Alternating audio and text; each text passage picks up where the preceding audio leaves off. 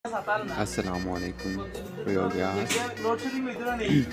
চোখে পড়ার পরে মনে হয়েছে আপনাদেরকে দেখানো উচিত পেয়ারা ভর্তা করে কীভাবে খাওয়া যায়।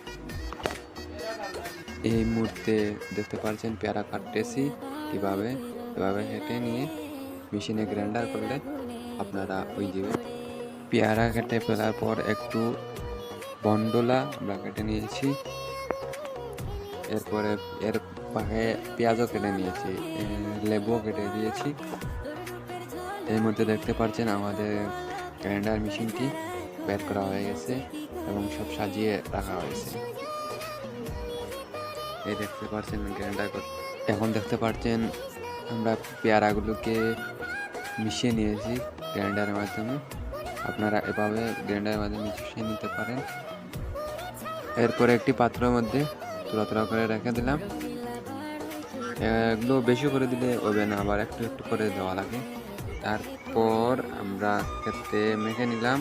এর মধ্যে বেশিগুলো বেশি করতে কি আপনাদেরকে লং টাইম ভিডিও করতে পারছি না।